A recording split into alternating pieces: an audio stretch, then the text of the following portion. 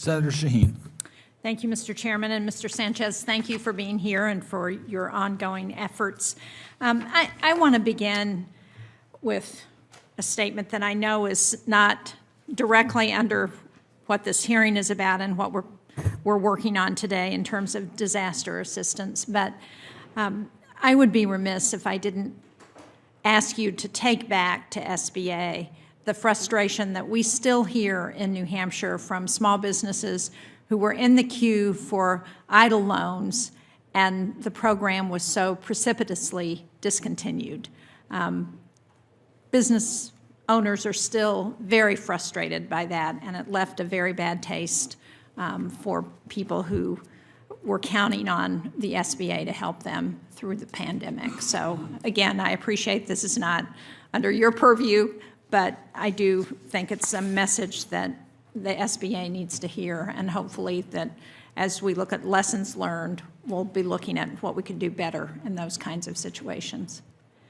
One of the things that has been really important in New Hampshire has been our district office in sharing with small businesses what help is available through the SBA. They've really done great outreach, and I know that, or at least as I understand, under this reorganization, you're looking at ODA to be that office that does outreach and education. So can you talk about how you see that continuing to work with the district offices and what resources you think district offices are going to continue to need in order to do their piece of outreach and information to small business?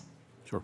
First, Senator, I will gladly take back that message, and I will assure you from the Office of Disaster Assistance for those lessons that were had during COVID. While they may have not been in the Office of Disaster Assistance, we're going to take those lessons and make sure that we can apply them across the board to our mission to improve the customer experience. In terms of our district offices, they are so incredibly connected in those communities. They know how that community works. They know where those economic development agencies are and where those chambers. We are in communication constantly about how we can partner up with that local expertise. From us, bring the resources that we can bring to bear for that lending capacity and connecting people with programs. But they're also critical for us to deliver after disaster, not just lending, but connecting them to the resources that are already provided by the SBA across the board to bring those to disaster survivors. So not only we provided lending, but those resources so they can continue to thrive and be more resilient and to tackle that from the whole SBA angle.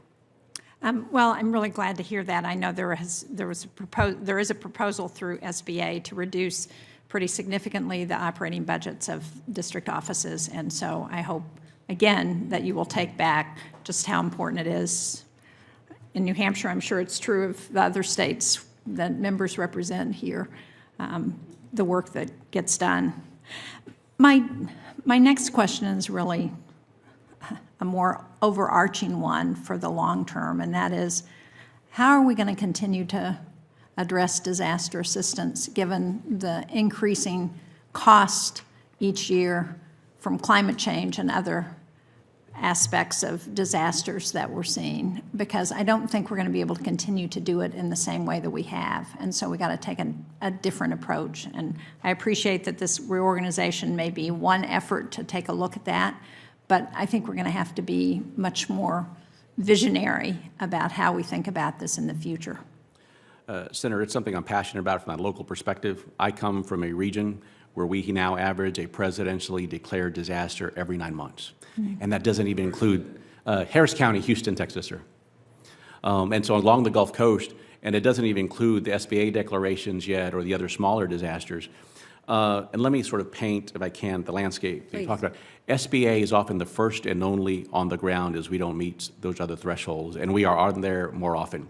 Since 2000, for example, there have only been 4 years in which there were more presidentially declared disasters than there were SBA disasters. So not only are we often the first and the only federal agency to the scale that we do to do homeowners and renters, private nonprofits, and businesses. So we have to scale up. So we've got teams that are getting ready to surge and meet those disasters this hurricane season and wildfire season. We need to be flexible and we need to be nimble, and we need to work within the authorities that we have to be able to adapt and meet. But the pace is incredible, and we've got some work ahead. If I could ask one more question, Mr. Chairman. One of the things that we looked at when we were working on the bipartisan infrastructure package last year was how to put in funding for resilience. And you talked about your mother's home and building it back more resilient than it was originally. But how do we incorporate that in ways that are within existing law, for example? One of the things I found particularly frustrating when I first got to the Senate was the fact that under our FEMA requirements, you had to build back exactly the way it was before, and it took a long time for us to get that changed. But resilience has got to be part of what we're doing now. We've got to be looking at prevention as much as we are looking at restoration after a disaster has occurred. So how do you think about that in terms of SBA? Sure. From my perspective, from every cycle of emergency management, preparedness, response, recovery, and mitigation, two elements. One is on the mitigation piece. Once you get a disaster loan, you can add 20% on top of that to mitigate in a way that you build more resilient to the disaster you were impacted. We need to explore making mitigation available at the front end as well, instead of having to wait for businesses or homeowners to be impacted. The other piece is a cultural shift in recognizing that problem is real, that it's here, and we need to adapt, and we've got some catching up to do. And what I've heard from small businesses across the country is they want to tackle it, but they're busy trying to keep the lights on and keeping the open sign there. So what we can do and will be doing is providing at the front end accessible information on how they can be resilient, from simple steps to the more robust steps, how climate change may affect those regions, and so they have that bandwidth and knowledge, and make it easily accessible so we can digest that for them and make it something they can take action on and do that homework for them and be a good resource. Thank you. Thank you, Mr. Chairman.